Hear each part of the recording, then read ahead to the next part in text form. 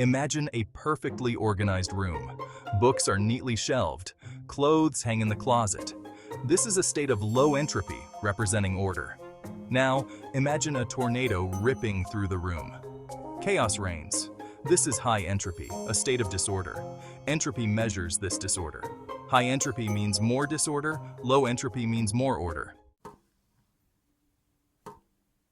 Entropy is all around us, constantly increasing in the universe. Consider a cup of hot coffee left on the counter. Initially, the heat energy is concentrated, steaming from the cup. Over time, this heat dissipates into the cooler air, spreading out the energy. The coffee cools down. Entropy increases. Another example, a punctured tire. Before the puncture, air molecules are confined within the tire, a state of relative order. Once punctured, these molecules are free to escape, dispersing into the vast atmosphere. The air pressure drops, and the tire goes flat. Entropy, once again, increases. These everyday examples illustrate a fundamental principle. The natural tendency of the universe is to move from order to disorder, from low entropy to high entropy. It's like shuffling a deck of cards. You start with order, a new deck, and with each shuffle, the cards become more randomly arranged. This universal tendency toward disorder is enshrined in one of the most fundamental laws of physics, the second law of thermodynamics. In simple terms, it states that the total entropy of a closed system can never decrease over time. It can only stay the same or increase. Think about a glass of ice water. The ice melts, cooling the water, and eventually you're left with a glass of room temperature water. The entropy of the system has increased. The ordered structure of the ice crystals has given way to the more random arrangement of water molecules in liquid form.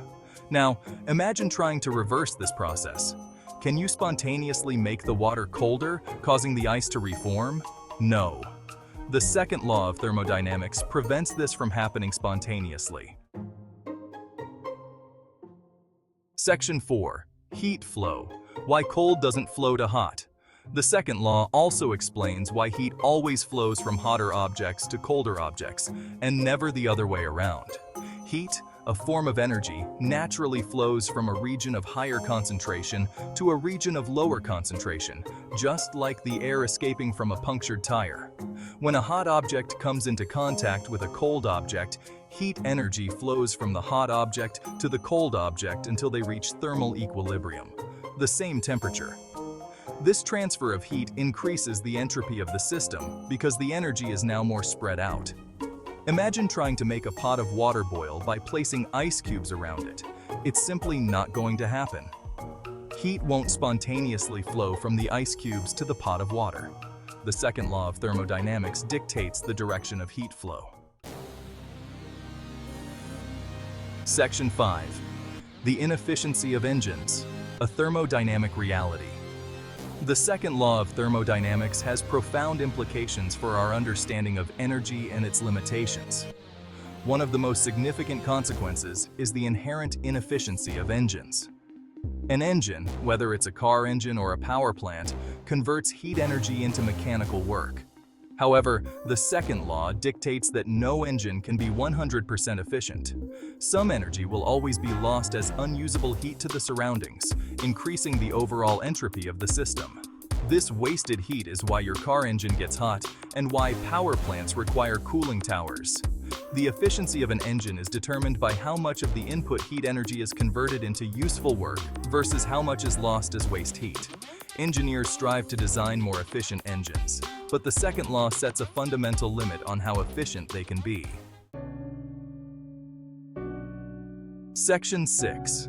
Entropy's implications, from cosmology to our daily lives. The concept of entropy extends far beyond engines and everyday examples. It has profound implications for our understanding of the universe itself. The universe is constantly expanding, and as it expands, entropy increases. This leads to the concept of the heat death of the universe, a state of maximum entropy with no usable energy left. Yet, entropy also plays a crucial role in the emergence of complexity and life. The flow of energy from the sun drives the processes that sustain life on Earth. Entropy is a fundamental driver of the universe's evolution, shaping everything from particles to cosmic structures.